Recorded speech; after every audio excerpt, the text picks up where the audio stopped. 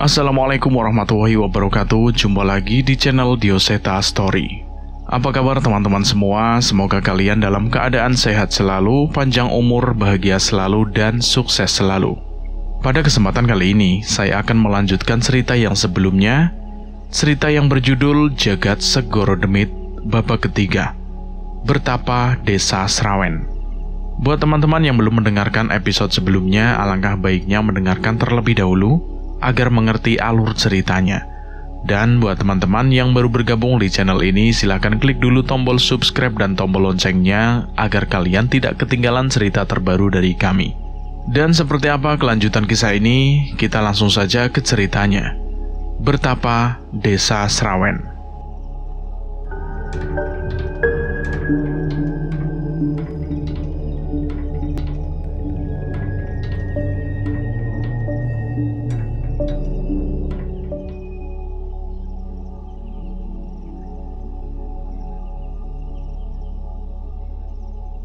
Kalian pernah dengar tentang santet yang menghabisi satu desa? Terdengar mustahil, bukan? Memang, tapi kenyataannya saat ini aku sedang berada di sebuah kota yang terletak di Jawa Timur untuk mencari tahu tentang masalah itu. Entah mengapa akhir-akhir ini banyak yang meminta bantuan Pak Le mengenai kejadian-kejadian gaib yang memakan banyak korban. Bahkan saat ini Cahyo pun sedang diminta tolong oleh Pak Le untuk membantu keluarga yang tinggal di dalam hutan. Pak Karyo, salah satu teman lama Pak Le, meminta pertolongan untuk mengecek mengenai kejadian di Kampung Srawen yang berada di sebelah kampungnya. Saat ini, aku sudah tiba di rumah Pak Karyo dan sedang menunggu kedatangannya yang sedang menjemput seseorang dari desa tersebut. Sebuah mobil angkutan umum berhenti di depan rumah. Terlihat Pak Karyo turun dari sana bersama seorang pemuda yang terlihat cukup lusuh. Wah, Mas, sudah datang toh? Ditunggu sebentar ya, kami bersih-bersih dulu sambil saya siapin minuman. Nggih, Pak Karyo. Aku mengangguk mengiyakan, namun perhatianku tertuju pada luka di lengan pria yang datang bersama Pak Karyo. Luka itu terlihat tidak wajar. Pak Karyo mengantarkan orang tersebut untuk membersihkan diri dan segera keluar kembali ke teras dengan membawa beberapa gelas teh hangat dan makanan kecil. Maaf ya Mas Danan, tadi pagi saya diinfokan oleh teman saya yang sopir angkutan umum. Katanya ada orang yang datang ke desa Srawen. Ternyata benar, tadi kami nemuin dia tertidur di tengah-tengah desa. Jelas Pak Karyo padaku. Sepertinya benar, sesuatu terjadi pada orang itu sampai meninggalkan luka di lengannya.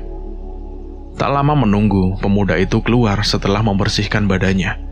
Pak Karyo mencoba menjelaskan kejadian yang terjadi di Kampung Srawen hampir setengah tahun yang lalu kepada pemuda yang bernama Mas Dimas itu.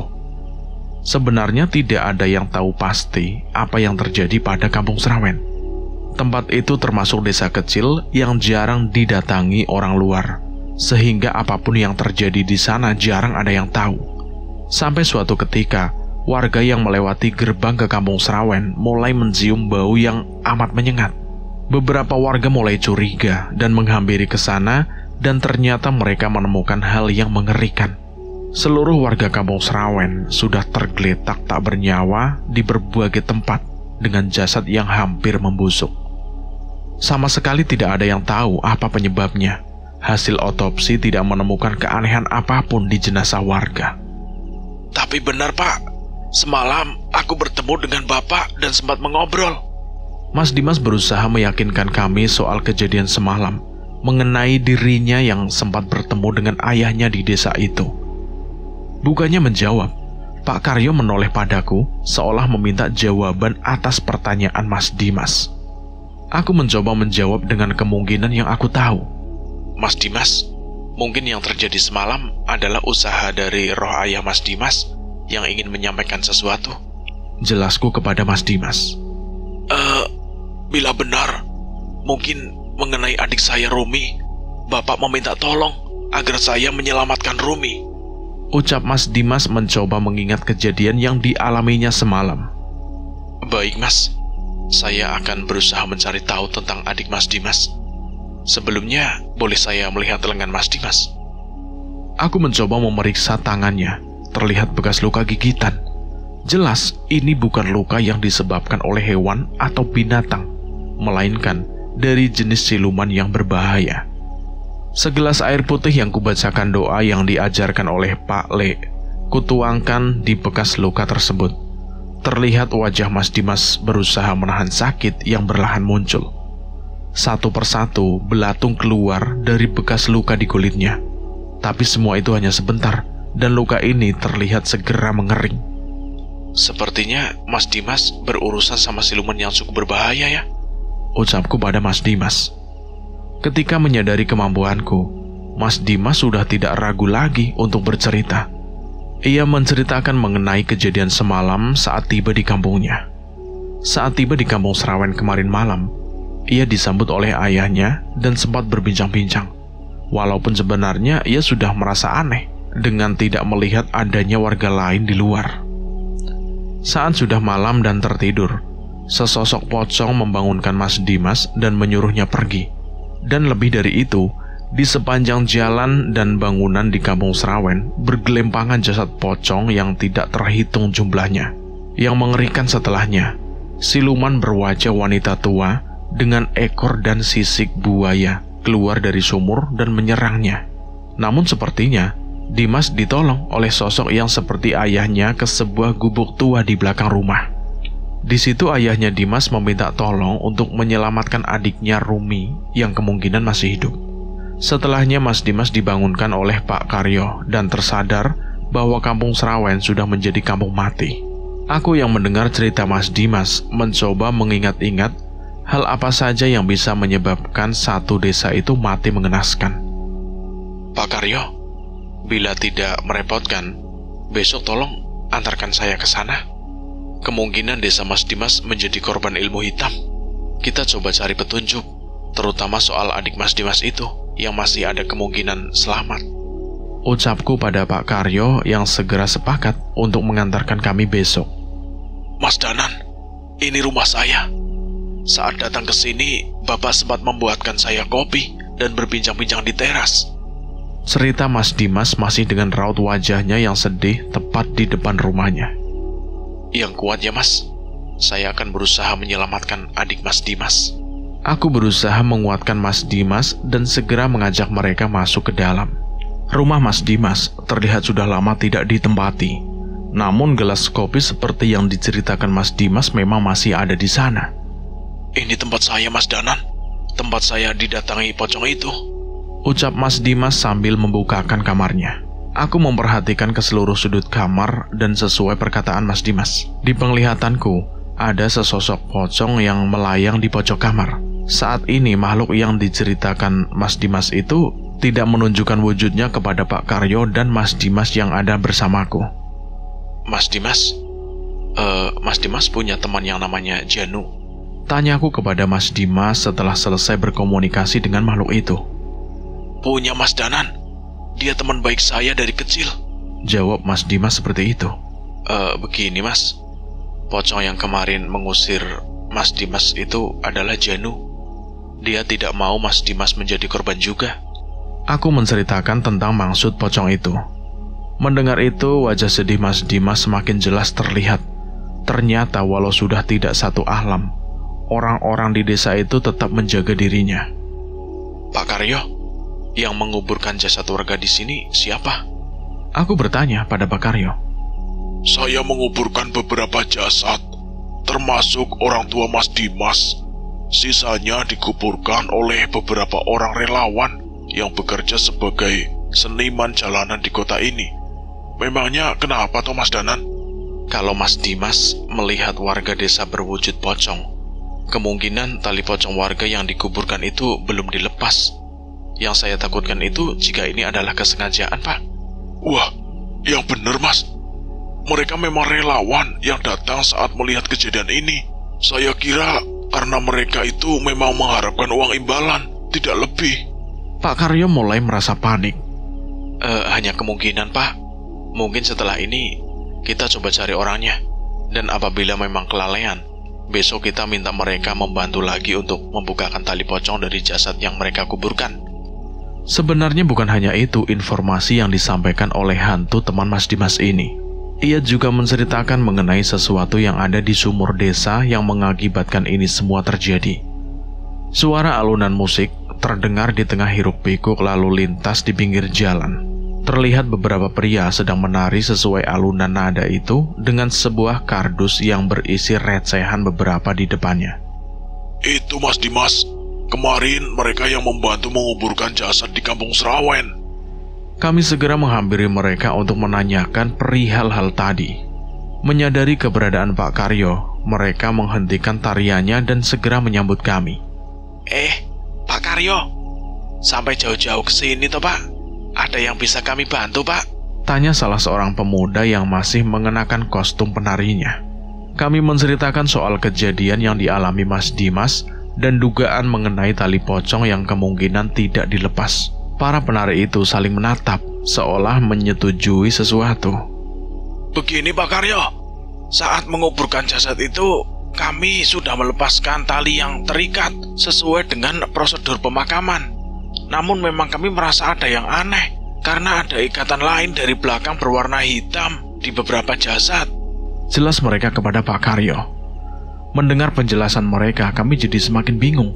Satu-satunya cara adalah membongkar kembali kuburan itu dan memakamkan dengan layak.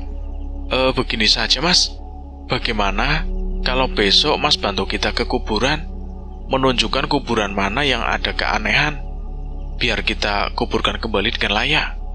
Aku mencoba meminta tolong kepada mereka. Enje Mas, besok akan kami bantu. Kami ikut bertanggung jawab atas permasalahan ini. Aku yang mendengar jawaban mereka cukup tenang. Sepertinya tidak ada niatan jahat dari orang-orang ini dengan jasad yang mereka kuburkan. Setidaknya masalah mengenai pocong yang bergentayangan di desa sudah mendapat titik terang. Hari sudah mulai malam. Sepulang perjalanan tadi, kami beristirahat di rumah Pak Karyo, sekaligus mengisi perut untuk persiapanku nanti malam untuk mengecek benda yang berada di dalam sumur. Pak Karyo, saya izin ke Kampung Srawen ya. Biar saya sendiri saja, karena kemungkinan malam ini akan berbahaya. Pamitku kepada Pak Karyo. Awalnya Pak Karyo khawatir, namun setelah penjelasan yang cukup panjang, akhirnya Pak Karyo bisa mengerti. Sayangnya Mas Dimas tetap memaksa untuk ikut. Mas Danan, apa benar adik saya masih hidup? Tanya Mas Dimas saat mulai memasuki desa. Saya belum tahu Mas, tapi mungkin setelah malam ini kita bisa mengetahui sesuatu. Malam semakin larut, kami memasuki sebuah kampung mati yang sangat gelap tanpa penerangan selain dari cahaya bulan. Aku berjalan dengan hati-hati. Semakin dalam, bau menyengat seperti bangkai menusuk indera penciumanku. Mas Danan, itu Mas. Dimas menunjuk pada sebuah jendela pintu rumah dengan kaca yang pecah. Sosok makhluk yang terbungkus kain kafan dengan kulit wajah yang membusuk terlihat dengan memandangi kami. Mas Dimas, tenang. Mereka itu roh yang belum tenang, bukan peliharaan orang jahat yang berniat mencelakai. Yang perlu kita khawatirkan itu sesuatu di dalam sumur. Jelasku kepadanya. Sesuai cerita Mas Dimas, saat ini kampung ini sudah dipenuhi oleh makhluk serupa yang kemungkinan adalah warga desa yang belum tenang. Kami berjalan menuju sumur dengan penuh kewaspadaan. Kamu gak usah ikut campur. Terdengar suara menggeram dari arah belakang rumah Dimas. Perlahan muncul kepala berwajah wanita tua dengan rambut panjang. Bibirnya yang robek memamerkan lidahnya yang terbelah dua, dengan ekor seperti buaya muncul dari dalam kegelapan. Hati-hati Mas, itu makhluk yang menggigit saya, ucap Mas Dimas yang mulai ketakutan. Aku berdiri di depan Dimas, berjaga-jaga untuk menghadapi serangan makhluk itu. Sebuah mantra pelindung kurapalkan untuk melindungi Mas Dimas dan bergegas ke arah makhluk itu. Belum sempat mencapainya, aku terhenti dengan sosok makhluk berbaju hitam yang berjalan bungkuk dengan mata dan lidahnya yang berwarna hitam pekat. Anehnya aku tahu, makhluk itu bukan demit, tapi manusia. Sambil merayap ke arahku, ia merapalkan mantra-mantra yang sama sekali tidak aku kenal. Perlahan pandanganku menjadi buyar. Benda seperti kabut yang berwarna hitam mengelilingi tubuhku dan membuatku kesulitan mempertahankan kesadaran. Tidak cuma itu, kabut itu mulai meninggalkan luka di kulitku. Ajian Moksa Pangkresa kurapalkan untuk menghalau kutukan ini. namun butuh waktu untuk menyembuhkan lukaku. Hati-hati Mas Danan. Suara Dimas memperingatkanku akan adanya serangan dari siluman buaya yang mengarah ke arahku. Tidak sulit untuk menghindarinya, namun kutukan yang terus terucap dari manusia yang kuduga sebagai majikan atas siluman ini terus menyerangku. Aku membacakan sebuah mantra di kepalan tanganku dan melontarkan ajian lebur saketi, sebuah ilmu pukulan jarak jauh pada siluman buaya itu dan membuatnya terpental. Melihat hal itu, manusia bermata hitam itu menghentikan rapalan mantranya padaku. Hebat, nanging durung cukup kanggo nglawan aku, ucap orang itu. Mendengar suara makhluk itu, Mas Dimas mendekat kepadaku seolah mengetahui sesuatu. Mas Danan, orang itu sepertinya Bapak pernah menceritakan tentang orang itu. Mas Dimas mencoba mengingat-ingat tentang orang itu. Topo Ulo, sesepuh kampung ini yang menjadi dukun ilmu hitam, jelas Mas Dimas padaku. Mendengar ucapan itu, makhluk bermata hitam itu menoleh ke arah Dimas. Ora mungkin. Kabeh menungso ning kampung Srawen wis mati. Piye carane kowe iso urip? Ucap dukun itu sambil menatap kami. Mendengar pertanyaan itu, sekarang kami yakin dialah yang menghabisi warga kampung Srawen. Dukun itu mencoba mendekat, namun mantra pelindung yang aku pasang untuk melindungi Dimas berhasil menghambatnya. Ia mencoba membacakan mantra lagi, namun segera aku tahan dengan sebuah pukulan yang mengacaukan rapalannya. Rupanya selain menguasai ilmu hitam, dukun ini juga memiliki ilmu bela diri yang tidak lemah. Ketika siluman buaya itu mulai menerjang untuk membantu dukun itu, aku membuat pertahanan untuk menghadapi serangannya. Pertarungan mulai tidak seimbang ketika siluman buaya itu menahanku dan dukun yang disebut Topo Ulo itu membacakan kutukannya lagi. Sekali lagi kabut hitam mulai merasuki tubuhku hingga menimbulkan luka yang lebih dalam. Beruntung, yang ditugaskan oleh Pak Ale adalah aku. Seandainya Cahyo yang kesini, mungkin ia akan kewalahan jika harus menghadapi kutukan sekuat ini. Setelah berhasil menjaga jarak, aku menarik keris Raga Sukma dari sukmaku dan menahan serangan lengan siluman buaya itu hingga terputus. Melihat hal itu, dukun itu juga menarik kerisnya dan menyerangku. Dua buah hantaman keris pusaka saling beradu, membuat sebuah guncangan. Beberapa kali serangan kami beradu hingga sebuah tendangan dari dukun itu berhasil membuat aku terpental. Ilmuku belum sempurna. Setelah tumbal terakhir diselesaikan, kita akan bertemu lagi di medan perang, ucap dukun itu yang bersiap pergi. Mungkin ia yang tidak mau menyia-nyiakan kekuatannya. Sebuah tabir asap hitam menutupi tubuh dukun yang dipanggil dengan nama Topo Ulo itu. Perlahan tubuhnya lenyap bersamaan dengan asap yang menutupinya. Itu adalah ilmu lintas alam yang tidak bisa dikuasai dengan mudah, bahkan oleh orang sehebat Pak Le. Kepergian dukun dan siluman itu membuat aku bergegas mencari sesuatu di dalam sumur. Sebenarnya aku sudah menduga santet apa yang digunakan untuk menghabisi nyawa seluruh penduduk desa. Dengan tambang yang kami bawa, aku menuruni sumur yang berbau sangat busuk dengan pijakan batu di dindingnya. Terlihat gumpalan kain basah mengambang di dalamnya. Aku segera mengambilnya dan menariknya ke atas. Sesuai dugaanku, setumpuk beberapa bagian tulang belulang dibungkus dalam sebuah kain. Dan aku semakin yakin ketika terlihat tulang ini berwarna merah pekat hampir menghitam. Mas Dimas, apa mungkin seluruh warga desa ini memiliki garis keturunan yang sama? Iya mas, dulunya seluruh tanah di kampung Srawen milik leluhur saya. Kampung ini terbentuk dari pembagian tanah yang bagi-bagi ke anak cucunya. Memangnya kenapa lo Mas Danan? Santet ini dirapalkan melalui perantara tulang belulang satu orang tumbal, dan hanya menghabisi mereka yang memiliki hubungan darah dengan tumbal itu, jelasku kepada Mas Dimas. Lalu kenapa saya bisa selamat mas? Apa karena saya jauh dari desa ini? Untuk itu saya belum tahu Mas Dimas. Mungkin juga ada hubungannya dengan adik Mas Dimas yang masih hidup. Kami bersiap untuk kembali ke rumah Pak Karyo. Namun entah mengapa sayup-sayup terdengar musik gendang. hampir sama seperti yang dimainkan oleh seniman jalanan tadi siang. Aku menoleh ke arah sekitar, namun tidak menemukan apapun. Saat perjalanan meninggalkan desa, perasaan tidak nyaman muncul seolah ada seseorang yang memperhatikanku dari tempat yang jauh. Tidak mungkin tidak ada apa-apa dengan perasaan mengerikan ini. Aku menoleh ke belakang, mencoba memastikan sekali lagi. Samar-samar, terlihat jauh di dalam desa di atas sebuah bangunan yang cukup tinggi, berdiri seorang pria lengkap dengan baju penari. Tapi entah, dari jauh pun terlihat jelas bahwa wajahnya sama sekali bukan wajah manusia. Terlihat 4 buah bola mata yang terpasang di wajahnya yang tidak dilapisi kulit. Bahkan hidung dan bibir pun tidak terlihat di wajahnya. Di tangannya tergenggam sebuah topeng berwarna hitam yang segera ia kenakan. Alunan musik yang dimainkan membuatnya mulai menari mengikuti irama. Melihat kejadian itu, seluruh pocong yang tersebar di seluruh desa mulai merayap, melayang, bergerak untuk merasuki tubuh makhluk itu. Ini terlalu mengerikan. Kekuatanku sekarang tidak akan sanggup melawannya. Bisa jadi dukun Topo Ulo itu pergi karena menyadari keberadaan makhluk ini. Aku segera mengajak Dimas bergegas untuk meninggalkan kampung Srawen tanpa berbicara lebih banyak. Sepertinya dia juga sudah menyadari kengerian dari makhluk itu.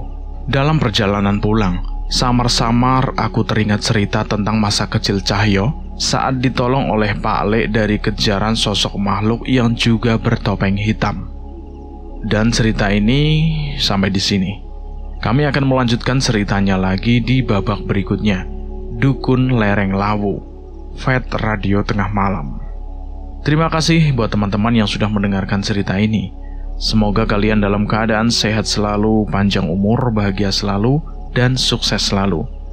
Dan buat teman-teman yang baru bergabung di channel ini, silahkan klik dulu tombol subscribe dan tombol loncengnya, agar kalian tidak ketinggalan cerita terbaru dari kami. Dan saya mohon maaf jika ada kesalahan kata. Akhir kata, wassalamualaikum warahmatullahi wabarakatuh. Jagat Segoro Demit.